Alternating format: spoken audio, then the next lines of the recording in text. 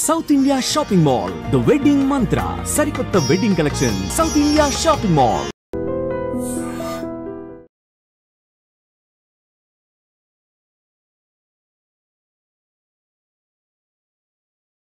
Welcome to I dream.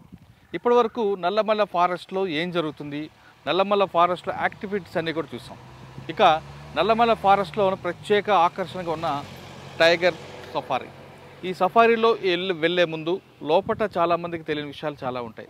ఫారెస్ట్లో man power తక్కువ ఉంది కాబట్టి ఇక్కడ ఫారెస్ట్ ఆఫీసర్ గారు ఒక సీసీ కెమెరా ఏర్పాటు చేసి లోపలికి వచ్చేవన్నీ కూడా సీసీ కెమెరా రికార్డ్ అయ్యే విధంగా ఏర్పాటు చేశారు. అంతేకాకుండా లోపల ఉమెన్ బీట్ ఆఫీసర్స్ ఏ విధంగా పనిచేస్తున్నారు విషయాల్ని లోపల చూద్దాం. అక్కడ చూసిన తర్వాత ఇప్పుడు మనం చూస్తున్నాం సఫారీ. ఇక్కడ లోపల వెళ్ళిన తర్వాత దాదాపు 40 పులులు లోపల ఉన్నాయని చెప్తున్నారు. 40 పులులకు వెళ్ళడానికి లోపల చూడడానికి సఫారీ వెహికల్ కూడా ఏర్పాటు చేశారు. ఇక్కడ ఉన్న ఆఫీసర్లు దాదాపు 10 వెహికల్స్ కొన్నారు. అంటే ఎంత డిమాండ్ దీని మీద ఉందన్న విషయాన్ని మనకు చాలా స్పష్టంగా తెలుస్తుంది. ఈ సఫారీ వెహికల్లో వెళ్ళి అక్కడ లోపల ఆఫీసర్తో సఫారీలో వెళ్ళిన తర్వాత టైగర్లు కనిపిస్తాయా లేవా, వాటితో పాటు ఇక్కడికి వచ్చిన ఆఫీసర్లకు కానీ ఇక్కడికి వచ్చిన టూరిస్టులకి ఏ విధంగా బెనిఫిట్స్ ఉంటాయి, లోపల ఏ విధంగా ఎంజాయ్ చేయొచ్చు అనే విషయాన్ని మనతో మాట్లాడగా ఈశ్వర్ గారు ఉన్నారు, ఫారెస్ట్ ఆఫీసర్. ఆయన అడిగి లోపల ఏ విధంగా ఉంటాయి, పులులు ఏ విధంగా ఉంటాయి, ఇటీవల హైదరాబాద్లో హెట్రో కంపెనీలో పట్టుకొచ్చిన పుల్లు కూడా ఇదే ఫారెస్ట్లో విడిచిపెట్టారు కాబట్టి అది కనపడుతుందా, లేదు రియల్గా పాత పులులు ఏమైనా ఎదురుపడతాయా అనే విషయం చూద్దాం. సాధారణంగా పులులు కనిపిస్తే అదొక అదృష్టంగా భావిస్తుంటారు ఫారెస్ట్ డిపార్ట్మెంట్ వాళ్ళు. కానీ చెంచులు మాత్రం దీన్ని అమ్మవారు, పెద్ద తల్లి, పెద్ద పులిగిని పెద్ద తల్లిగా భావిస్తుంటారు. ఇటువంటి సెంటిమెంట్లోని ఏరియాలో ప్రతి ఫారెస్ట్ ఆఫీసర్ కూడా తన డ్యూటీలో ఒక్కసారి పులి ఎదురైతే చాలు అని భావిస్తున్న ఈ తరంలో ఇప్పుడు మనం వెళ్తున్నాం సఫారీ వెహికల్లో. వెళ్ళిన తర్వాత మనకు కూడా పులి ఎదురవుతుందా లేదా, మన కోరిక నెరవేరుతుందా లేదో కూడా చూద్దాం.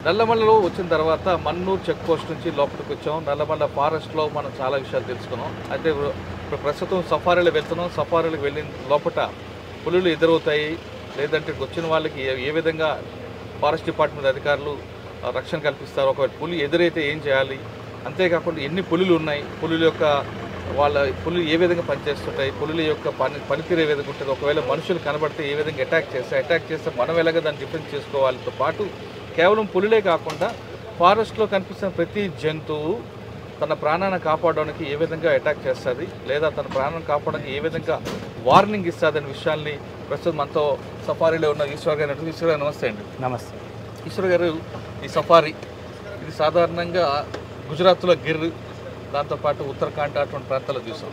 ఇప్పుడు తెలంగాణ రాష్ట్రంలో అమరాబాద్ టైగర్ డివిజన్లో కొత్త కాన్సెప్ట్ తీసుకొచ్చారు.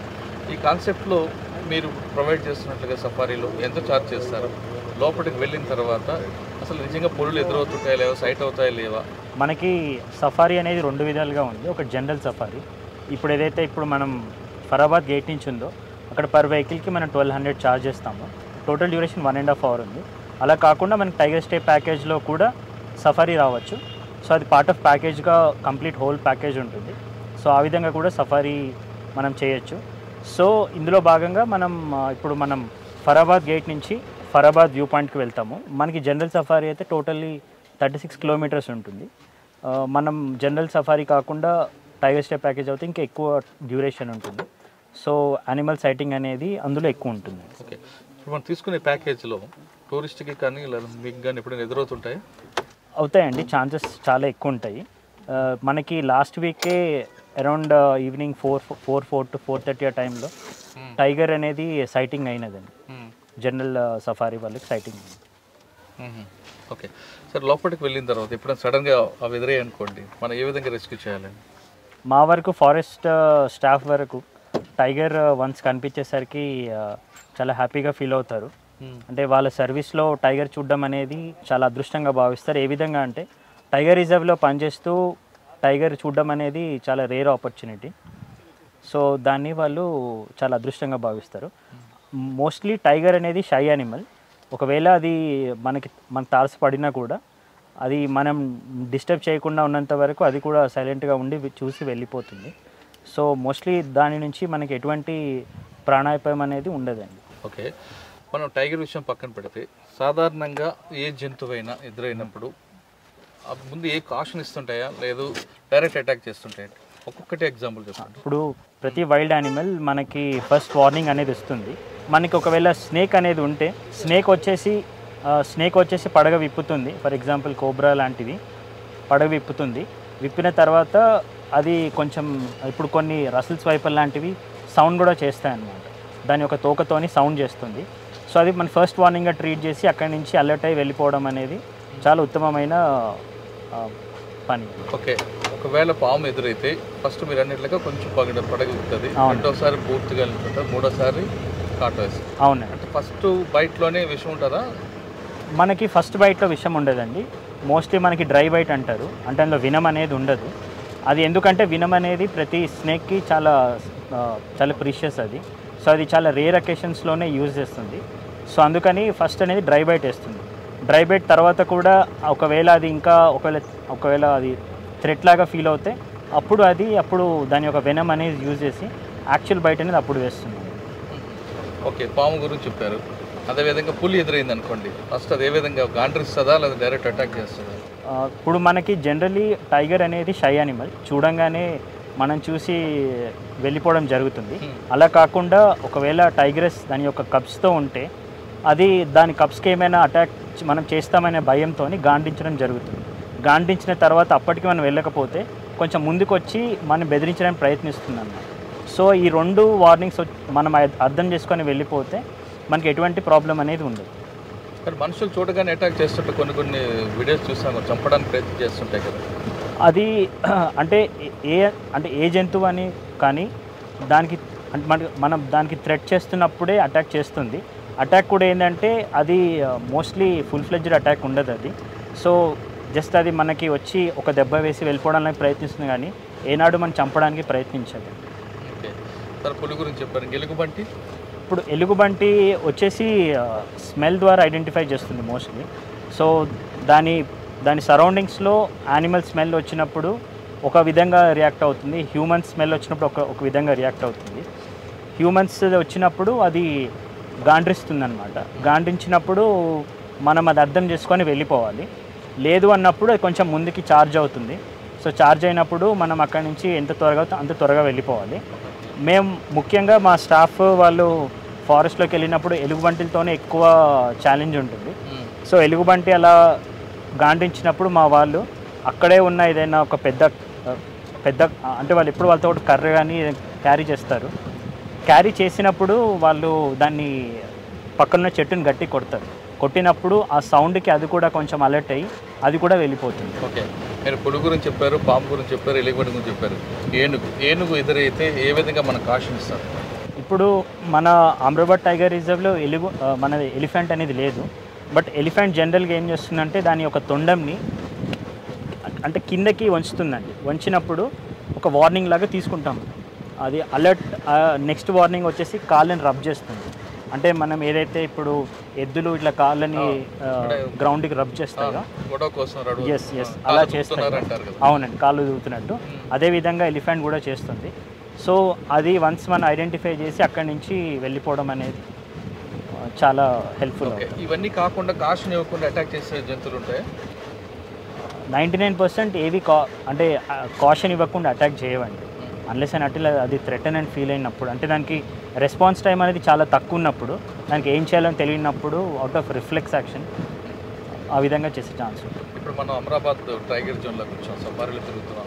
సాధారణంగా ఏ టైంలో ఎక్కువ వస్తుంటాయి, క్రాసింగ్ అవుతుంటాయి? మనకి జనరలీ యానిమల్స్ అనేవి దానికి requirement, water requirement early in the morning ఉంటుంది అండ్ ఈవినింగ్ టైంలో ఉంటుంది. So during sunset and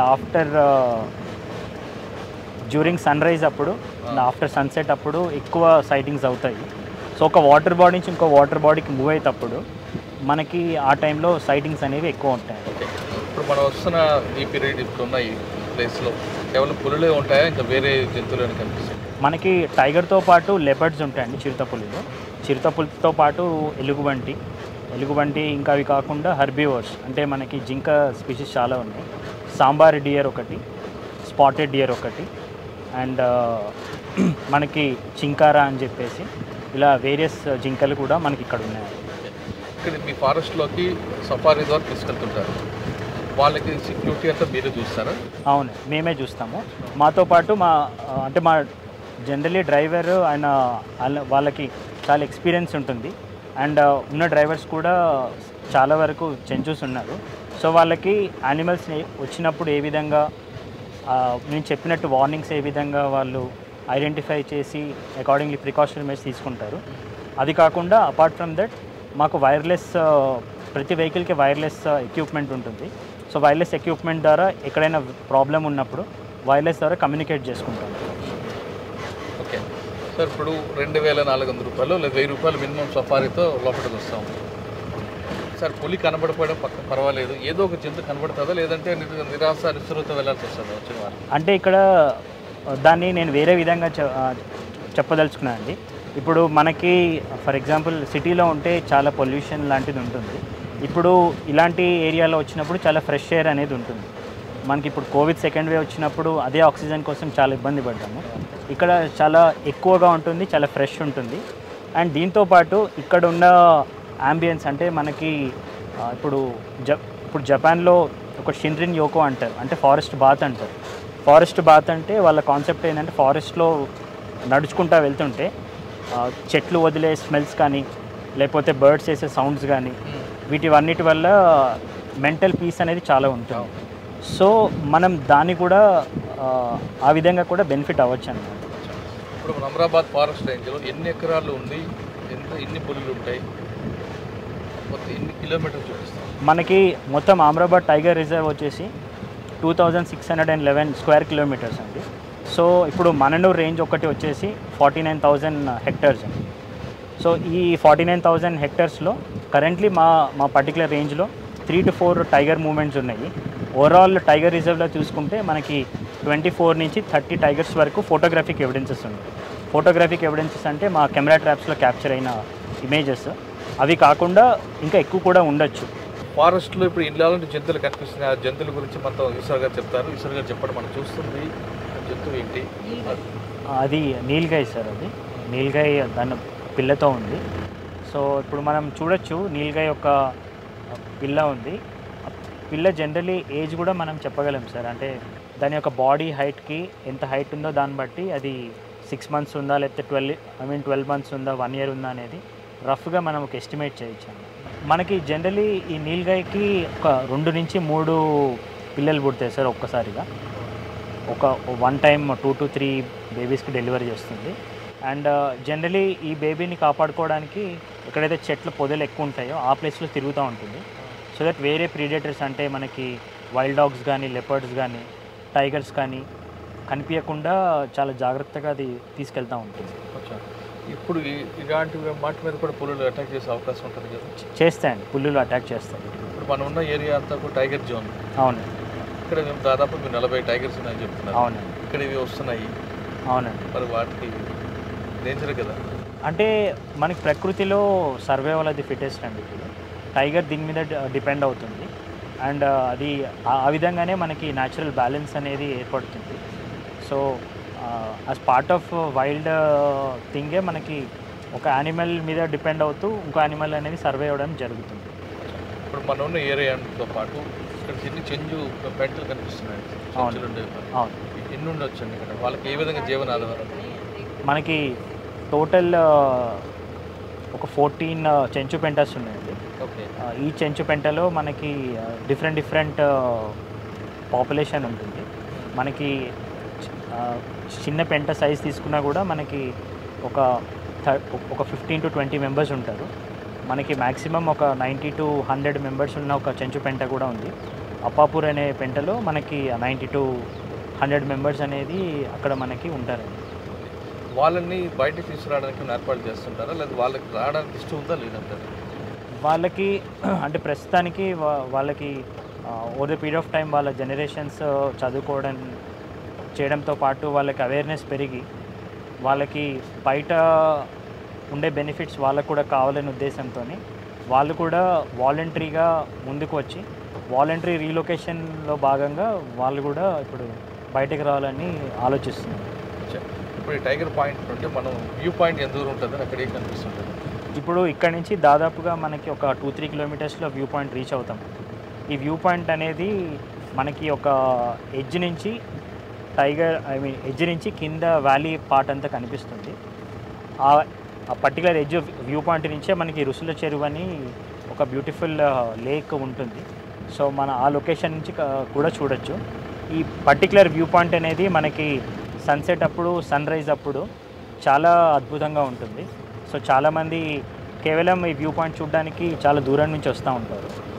so ఆ విధంగా మనము ఇక్కడున్న వ్యూ పాయింట్ని ప్యాకేజీలో భాగంగా వెనక్కి తిప్పుతారా? అవునండి, ప్యాకేజ్లో భాగంగా తిప్పుతారు. జనరల్ సఫారీ వాళ్ళు కూడా ఈ వ్యూ పాయింట్ వరకు వచ్చి ఇక్కడ నుంచి మళ్ళీ అదే ఫరాబాద్ గేట్ నుంచి రిటర్న్ అవుతారు.